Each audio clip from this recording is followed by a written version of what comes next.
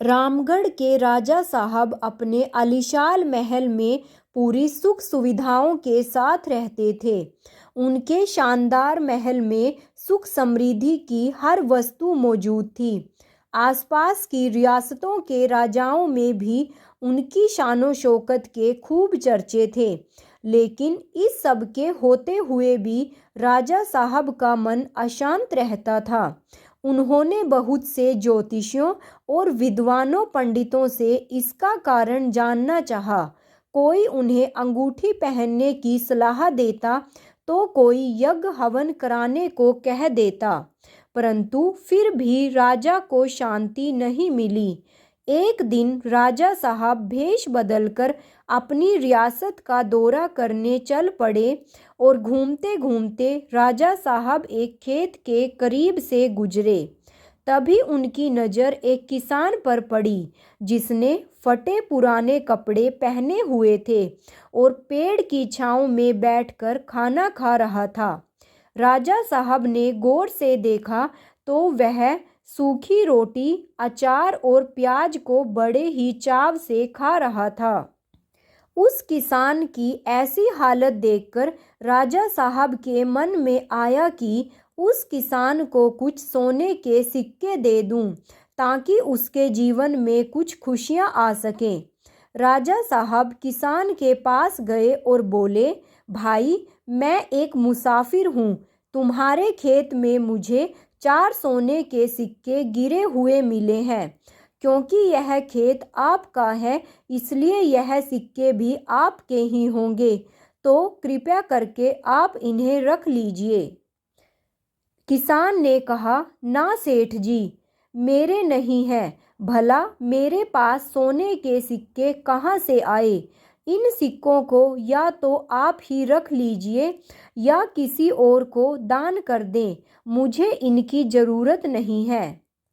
किसान का जवाब सुनकर राजा साहब को बहुत अजीब लगा। वह बोला, अरे भाई, धन की जरूरत किसे नहीं होती? भला घर आई लक्ष्मी को भी कोई ना बोलता है। किसान ने कहा, सेठ जी, मैं रोज 4 आने कमा लेता हूँ और इतने में ही बहुत खुश रहता हूँ।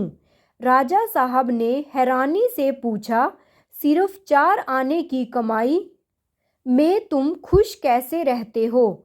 यह कैसे संभव है?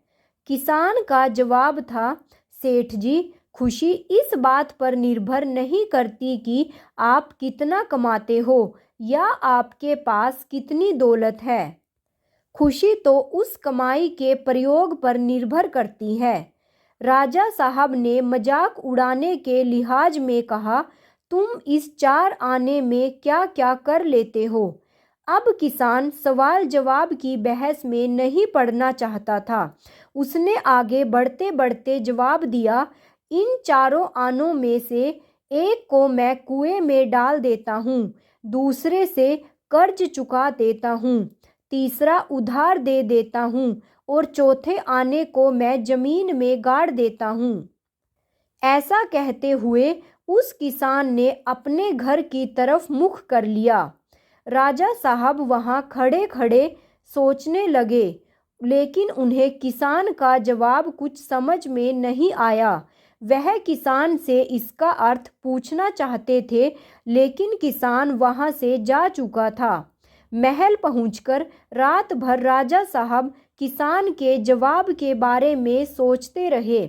पूरी रात उन्होंने इसी सोच में गुजार दी।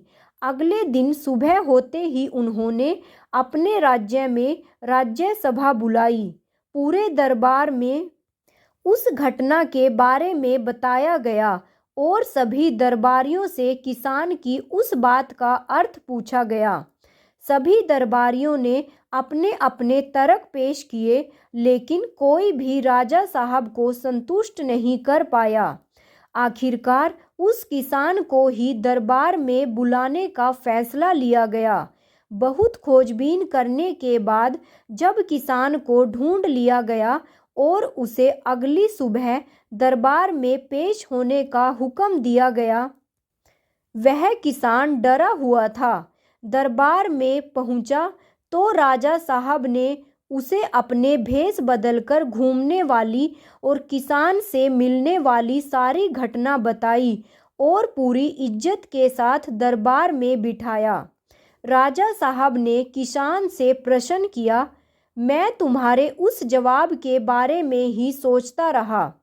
तुम ही बताओ कि तुम अपनी कमाई के वो 4 आने किस तरह से खर्च करते हो जो तुम इतने खुश और संतुष्ट रहते हो। किसान ने कहा, हुजूर, जैसे कि मैंने पहले भी बताया था कि मैं 1 आने को कुएं में डाल देता हूँ, यानी अपने परिवार के भरण पोषण पर लगा देता हूँ। दूसरे से मैं कर चुका देता हूँ, यानी अपने बूढ़े माँ बाप की सेवा में लगा देता हूँ। हालांकि माँ बाप का कर्ज कभी चुकाया नहीं जा सकता। तीसरे आने को मैं उधार देता हूँ, यानी अपने बच्चों की पढ़ाई लिखाई में लगा देता हूँ ताकि मेरे बुढ़ापे में वो मेरी सेवा करके वह उधार चुका दें। और चौथे आने को मैं ज़मीन में गाड़ देता हूँ, यानी कि उस पैसे की बचत करता हूँ जिससे कि कभी मुझे पैसे की ज़रूरत पड़े तो किसी से मांगना ना पड़े या फिर किसी धर्म कर्म के काम में लगा सकूं। राजा साहब को अब उस गरीब किसान की बात समझ में आ चुकी थी। वह जान चुके थे कि अगर उन्हें भी खुश रहना है तो अपने कमाए हुए धन को सही तरह से इस्तेमाल करना होगा। मेरे प्यारे दोस्तों, इस कहानी से हमें यही शिक्षा मिलती है कि हमें भी अपने जीवन में कमाई के साथ साथ बचत भी जरूर करनी चाहिए।